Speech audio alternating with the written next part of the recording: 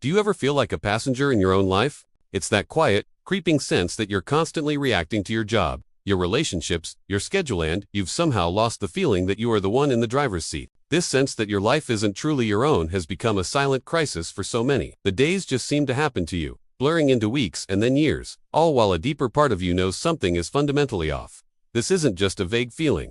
It's a symptom of a life being lived by default, not by design. If left unchecked, the consequences are profound. Missed opportunities, a persistent sense of unfulfillment, and the very real danger of waking up in 5 or 10 years with the heavy regret of wondering where all that time went. But the power to change course is already in your hands. This is the moment you step back into the architect's office and reclaim the blueprints. This is about replacing drift with direction and reaction with clear intention. We will achieve this by mastering the 3 domains that give you back control: your time, your energy, and your identity. For decades, we've been told that mastering our time is the key to a successful life. We've bought the planners, downloaded the apps, and tried every productivity hack designed to cram more into our 24 hours. But if time management were the complete answer, why do so many of us feel more burned out than ever? The truth is, traditional time management is built on a flawed premise, that we can operate like machines with a constant, predictable output. We aren't machines. We are human beings with natural, fluctuating rhythms of energy. While time is a fixed constant for everyone, your energy is a dynamic and renewable resource. The real shift isn't about managing your minutes, it's about designing your days. It's about becoming an architect of your time, not just its manager. This begins with a simple but profound audit. For 1 week, don't just track where your time goes, track how you feel. When do you feel most focused and creative? When do you feel drained and distracted? Observing your natural energy cycles is the first step toward reclaiming your effectiveness. You will begin to see your own unique patterns. Perhaps your creative peak is in the morning, making the afternoon better for administrative tasks. Maybe a short walk after lunch completely resets your focus. By understanding your energy, you can align your most important work with your peak energy windows. This is the difference between forcing progress and entering a state of flow where it feels almost effortless. This is how you transition from being a mere manager of your minutes to a true architect of your days by making deliberate choices about where you invest your energy to build a life you do not feel the need to escape from. If time is the container, then energy is the content that fills it. You can have all the time in the world, but without the energy to use it well, it's meaningless. To master your life is to master your energy, which operates across 4 interconnected dimensions. First is your physical energy. This is your foundation, your capacity for endurance and effort, built through the non-negotiables of sleep, nutrition, and movement. Many of us sacrifice our physical well-being for productivity, but that is a losing game. Neglecting your health isn't a shortcut, it's a guaranteed path to burnout. An athlete understands that recovery is ante. What happens after the work is done, it's an integral part of the work itself. Building rituals around rest and physical care is not a luxury. It's a core discipline for sustainable performance. Second is your emotional energy.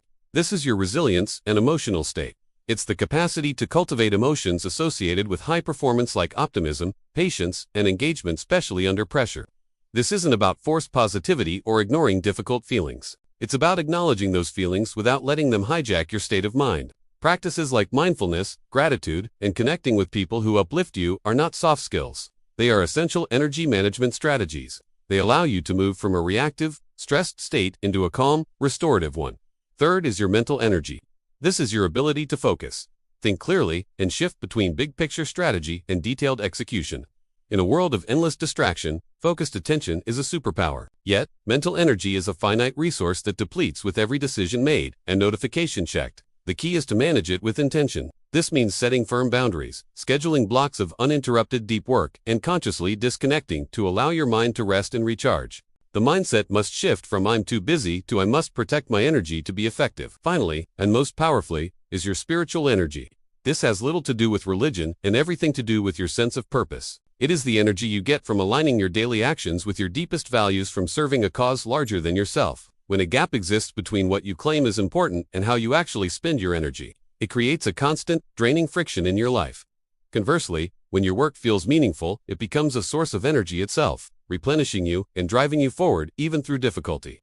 Now that we understand the roles of time and energy, I want you to ask yourself, which of these 4 energy dimensions needs your attention most right now? Let me know in the comments below.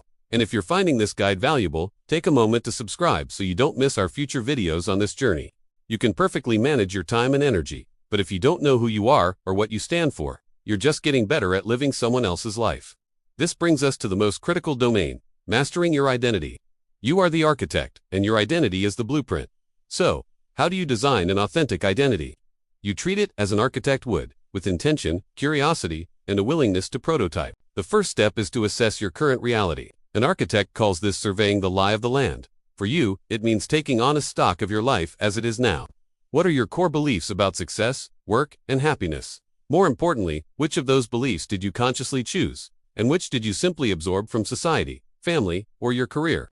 Journaling is an incredibly powerful tool for this.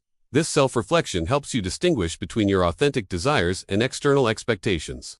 The second step is to envision multiple futures. An architect never settles on the first design. They explore the possibilities. You can do the same with your life. Take out a piece of paper and mind map 3 different versions of your next 5 years. Don't hold back. What would life look like if you continued on your current trajectory? What if you pursued that bold idea you've been dreaming of? What if you designed your life around a completely different value, like creativity or service? By imagining multiple paths, you break free from the illusion that you are locked into a single, predetermined future. The third and most crucial step is to prototype your potential selves. No architect builds a skyscraper without creating models and running tests.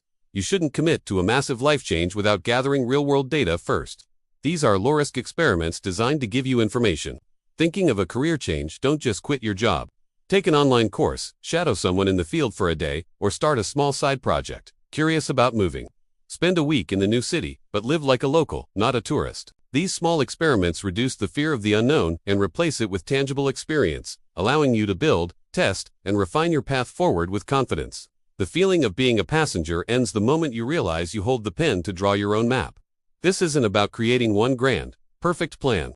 It's about embracing the ongoing process of being an architect, having the courage to consciously design a life that is a true reflection of who you are. We've covered the 3 core pillars. First, mastering your time by aligning it with your natural energy. Second, mastering your energy across the physical, emotional, mental, and spiritual dimensions. And third, mastering your identity by assessing, envisioning, and prototyping the life you truly want to build. You don't need to tear everything down and start over. You just need to start building, consciously.